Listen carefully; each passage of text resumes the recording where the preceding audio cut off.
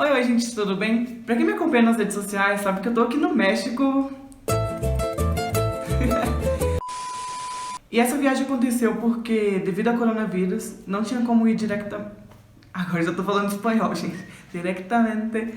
Diretamente do Brasil para os Estados Unidos. Então, eu tive que vir para outro país, no caso eu escolhi o México, porque era a opção mais viável, para passar 14 dias aqui e depois ir para os Estados Unidos e passar mais um período de quarentena lá, para aí sim conseguir ter minhas aulas lá. E o que era para ser uma viagem normal numa pandemia acabou virando um pesadelo, porque um dia depois que eu cheguei aqui, eu percebi que eu tinha perdido meu passaporte.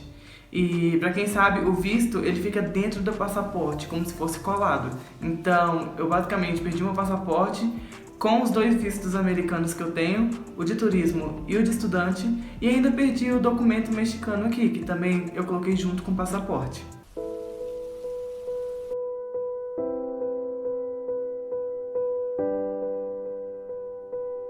Então, quando eu perdi, eu fiz de tudo que eu pude pra conseguir achar ele. Eu entrei em contato com o aeroporto, fui lá, entrei em contato com o Uber, também não consegui encontrar.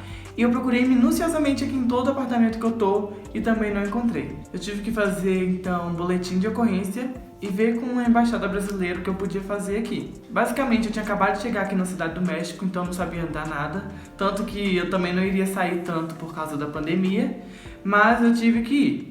Então eu consegui chegar na embaixada depois de muita caminhada, depois de muitos ônibus que não sabiam exatamente para onde estavam indo, porque eu não tinha internet em todo lugar.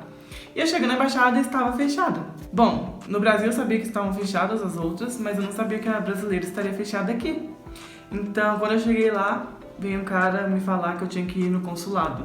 E novamente eu fui andando.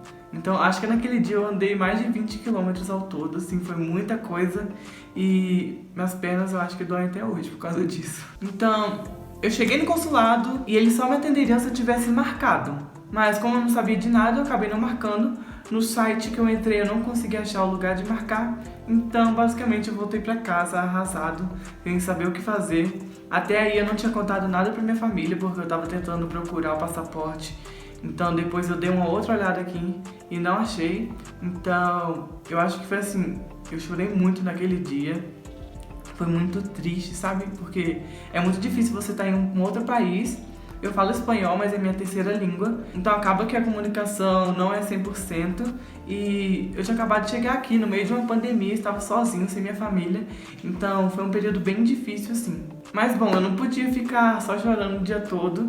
Então, naquele dia eu conversei com minha mãe, eu resolvi descansar, esquecer um pouco disso. E no outro dia eu procurei de novo. Eu enviei um e-mail pro consulado, naquele dia mesmo que eu fui lá, mas eu não consegui nenhuma resposta. Eu consegui uma resposta de um jeito nada convencional. Eu conheci uma pessoa no Tinder. Vamos esperar esse avião passar. Aqui estou perto do aeroporto, ele sempre passa.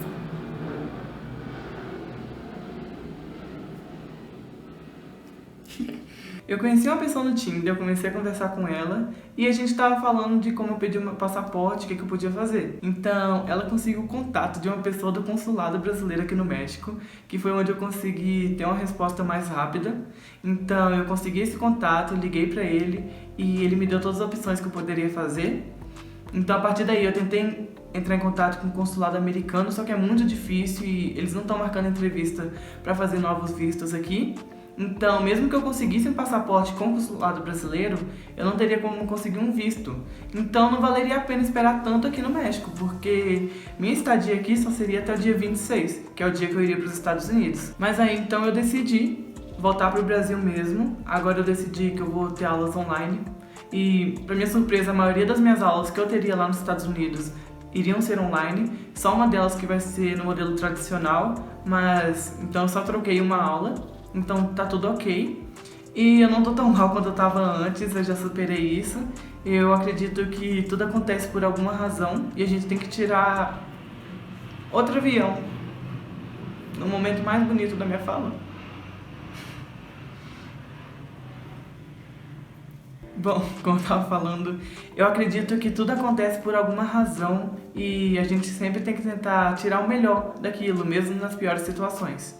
E então, agora eu tenho uma autorização de retorno ao Brasil, que eu posso utilizar. Já tenho minhas passagens de volta.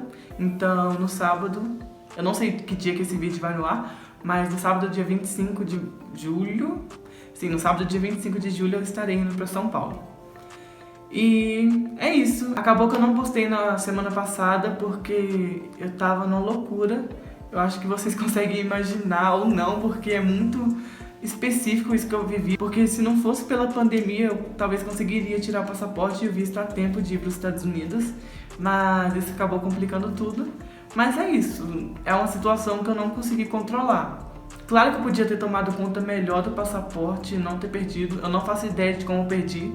Mas imagina você chegando num país, tendo que entrar em contato com sua mãe pra falar que você tá bem, em contato com a pessoa que tava me alugando esse lugar que eu tô.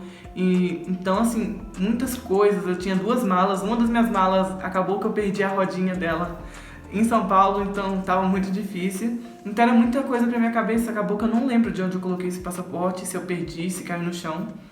Mas se alguém encontrou, ninguém entrou em contato comigo, eu também coloquei alguns cartazes pela rua aqui perto. Mas é isso, eu vou chegar no Brasil, vou ter minhas aulas online e vou estar com minha família. Eu vou tentar voltar na maior segurança possível e ficar de quarentena no Brasil pra não infectar minha família caso eu contraia o coronavírus. Mas eu queria bater esse papo com vocês, falar o que aconteceu.